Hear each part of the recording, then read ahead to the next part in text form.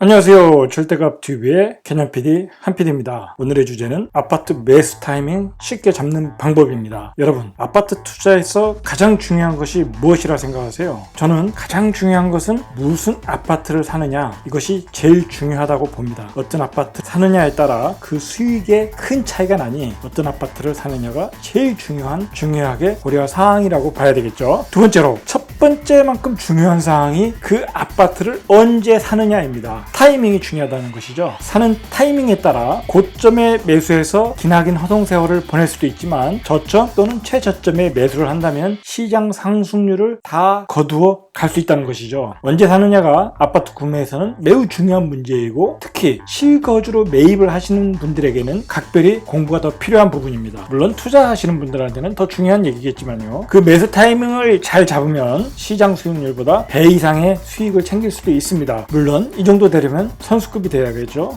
매수 타이밍의 중요성에 관해서 멀리 갈 필요도 없습니다. 2006년 상승 사이클에서, 예를 들어 2006년 상승 사이클에서 용인에서 중대형 아파트를 고점에 매수하신 분들은 아직도 그 가격을 만회 못하거나 매수한 가격 정도밖에 안 되니 남들 자산이 2배 될 때 자신의 자산은 똑같이 되어버렸죠. 이러니 아파트 매매에서 매수 타이밍은 중요한 문제이죠. 타이밍을 잘못 잡으면 그만큼 오른 가격 상승분은 자신이 대출을 받아 매수하기 때문에 결국은 다 빚이 되고, 그 이자를 갚기 위해서는 생활의 질이 떨어질 수밖에 없는 것이죠. 그렇다면 매수자들이 그 매매 타이밍을 과연 잘 잡을 수 있을까요? 그렇지 않다는 것이 사실 문제이죠. 모두가 저점에 다 매수를 하면 시장의 상승 하락 사이클이라는 것이 존재하지 않겠죠. 그러니 그 저점에 매수할 능력을 가지고 있다면 남들보다 더 자산을 빨리 많이 만드는데 가장 유리하겠죠. 그리고 아파트 부동산 시장의 진정한 위너가 될 자격이 있는 절대값이라고 할 수 있겠죠. 그럼 누구는 저점에 잘 매수하고 누구는 과열 구간에서 고점에 매수를 하게 되는데 그 차이가 뭘까요? 제가 보건대 그것의 차이는 관심, 지식, 훈련의 차이라고 보시면 됩니다. 자, 중요한 개념이니까 다시 한번 말씀드리겠습니다. 관심, 부동산에 대한 지식, 훈련의 차이라고 보시면 됩니다. 일단 우선 평소에 관심을 갖고 부동산에 관해 공부한 사람은 아무래도 그 저점을 쉽게 찾을 확률이 높겠죠. 관심이 없는 사람은 당연히 신문에서 집값 오른다고 하니까 그 분위기를 보고 매수를 하겠죠. 당연히 고점 매수가 되겠죠. 일반적으로 사람들은 돈을 버는 것에 대해서는 다 좋아합니다. 돈 버는 것에 대해서 싫어하는 사람이 없죠. 당연한 얘기죠. 돈을 많이 번다는데 그것을 싫어할 사람이 누가 있겠습니까? 그런데 돈을 벌고는 싶은데 그럼 어떻게 하면 벌까? 공부를 하고 실천을 하는 사람들은 실제로 많지 않다는 것입니다. 지식을 축적하면서 그 시기가 오기를 기다려야 되는데 감 떨어지기만을 기다리고 있다는 것이죠. 나는 생활에 바빠서, 먹고 사는데 바빠서, 직장 때문에. 물론 힘이 들죠. 직장 가정일이 얼마나 많겠습니까? 하지만 두 가지를 생각해 보시길 바랍니다. 집값이 폭등해서 내가 고점에 매수해서 그 상승분을 대출을 받아 간다고 생각하면 얼마나 힘들겠습니까? 그 대출 이자를 갚기 위해서. 또 가난을 아이들한테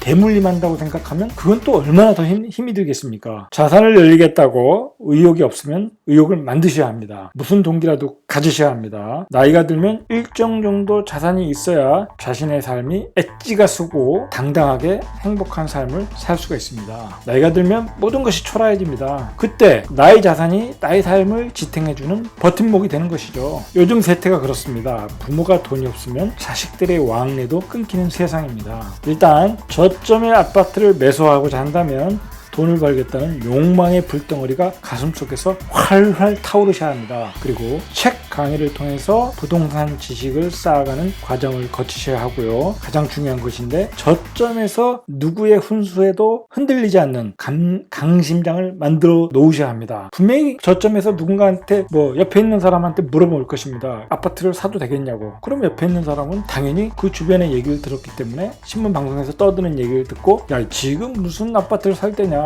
폭락한다는데, 그런 소리를 듣고 자신도 흔들려서 사지 못하게 되는 경우가 대부분입니다. 자, 그렇게 준비를 하시고 큰 대여가 지나가는 포인트에 놓고 기다리시다가 마침내 그 떡밥을 그 대여가 물으면 걷어 올리면 되는 것입니다. 이것이 아파트를 가장 싸게 사는 매수 타이밍의 큰 원리입니다.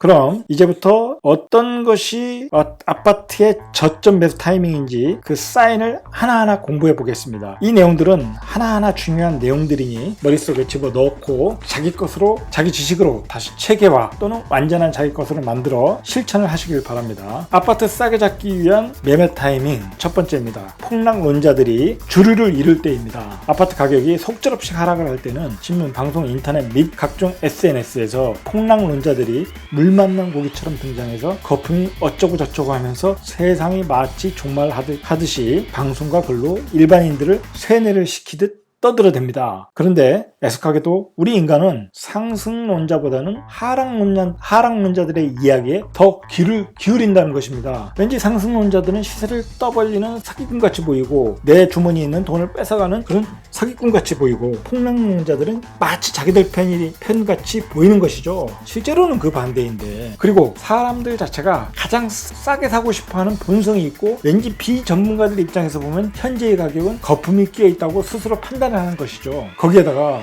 디프레이션이다, 경기 후퇴다, 제로금리다, 경기는 나쁘다고 신문 기사들이 떠들어대면 그냥 나도 모르게 폭락론자가 나의 교주가 되어버립니다. 장이 상승할 때는, 장이 꼭지일 때는 폭락론자들의 이야기는 충분히 이해가 가는 이야기입니다. 너무 폭등을 했으니까 폭락을 할 수가 있는 거죠. 그것은 당연한 이치입니다. 아파트 가격이 폭락을 하고 있는데 거기다 대고 폭락을 한다는 것은 왠지 세상의 이치와도 맞지 않습니다. 최근에 부동산 관련 유튜브를 보면 폭락론의 시각에서 부동산을 분석하시는 유튜브들이 많습니다. 그런 프로그램들이 구독과 조회수도 아주 잘 나오는 편입니다. 지금 시장들이 바닥에서 폭등을 했고 매도하신 분들이나 상승의 열매를 못 딴 분들은 어차피 시장에 더 많습니다. 그런 방송이 그런 분들에게 인기가 있는 것이죠. 이것은 별특이한 현상은 아닙니다. 이 말은 유튜브를 해서 조회수를 올려서 돈을 벌기에는 폭락론이 지금은 유리한 시기라는 것이죠. 그런데 한 가지 여기서 생각해 볼 만한 문제들이 있습니다. 폭락론이 얼마나 허구성이 있는가를 한번 살펴보셔야 한다는 것입니다. 일단 아파트는 건축비와 토지비로 구성되어 있습니다. 건축비는 인건비와 건축 자재와 장비 가격인데 이것은 매년 올라가는 상승분이 있습니다. 토지비 역시 매년 공시지가가 올라가고, 아파트는 입지 좋은 토지를 매수하다 보니 역시 매년 토지의 가격은 상승하고 있습니다. 아파트 가격이 하락을 한다는 것은 단기간에 공급이 과잉이 됐거나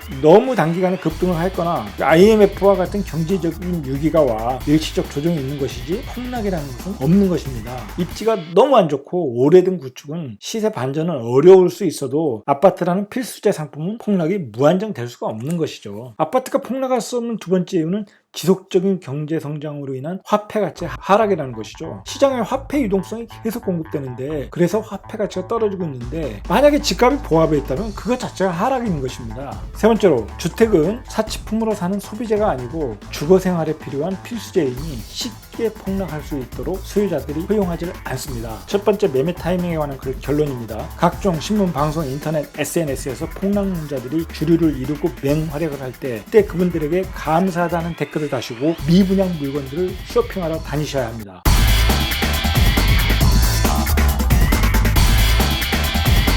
매매 타이밍 잡는 두 번째입니다. 정부에서 아파트 매매 활성화를 위한 대책이 나올 때입니다. 경기가 침체 국면에 들어가면 사람들은 집을 사려고 하지 않습니다.